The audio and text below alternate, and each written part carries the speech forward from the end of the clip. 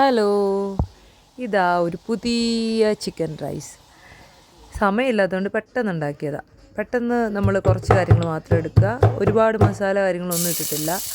Ginger garlic കുറച്ചെടുത്ത് ഇടിച്ചെടുത്തിട്ടുണ്ട്. 4 garlic, ഒരു പീസ്, ചെറിയൊരു പീസ് ജിഞ്ചർ, ഇത് ഇടിച്ചെടുത്ത് അതിനകത്ത് ആദ്യം അത് മൂപ്പിച്ചതിന് ശേഷമാണ്, കുറച്ചൊരു ബ്രൗൺ കളറായതിന് ശേഷമാണ് സവോള ചേർത്തത്. സവോള ഞാൻ ഒരു വലിയ സവോള മാത്രമേ എടുത്തിട്ടുള്ളൂ. പിന്നെ അതിനകത്ത് കുറച്ച് എന്താ പറയുക, പിന്നെ ഞാൻ സെപ്പറേറ്റ് ആയിട്ട് റൈസ് വേവിക്കാൻ വേണ്ടിയിട്ട് റൈസിനകത്തില്ല ഞാൻ കറുവപ്പട്ട, ഗ്രാമ്പു, ഏലക്ക ഇതെല്ലാം ഇട്ട് റൈസ് ഒരു സൈഡിൽ മാറ്റി വെച്ചിട്ടുണ്ട്. ഇതിനകത്ത് പിന്നെ ടൊമാറ്റോയും ചില്ലിയൊക്കെ ചേർത്ത് റൈസ് ഞാൻ സെപ്പറേറ്റ് മാറ്റി വെച്ചതിനകത്ത് റൈസൊക്കെ ഇട്ടു. പിന്നെ എപ്പോഴും എനിക്ക് പ്രിയപ്പെട്ട ഒരു സാധനമാണ് നമ്മുടെ മല്ലിയിലയും പുതിനയും ഇട്ടിട്ടുണ്ട്. റൈസിനകത്ത് ഒട്ടാതിരിക്കാൻ വേണ്ടി കുറച്ച് നാരങ്ങാനീര് ഒഴിച്ച് കൊടുത്തു. അപ്പോൾ അതൊരു സൈഡിൽ ഇരുന്ന് വേവട്ടെ. അതിനുശേഷം ചിക്കനൊക്കെ കഴുകി, ചിക്കൻ കുറച്ചേ എടുത്തിട്ടുള്ളൂ, ഒരു 1/2 kg ചിക്കൻ കാണും. ഇത് എല്ലാം വഴണ്ടതിന് ശേഷം ചിക്കൻ ഇടുക.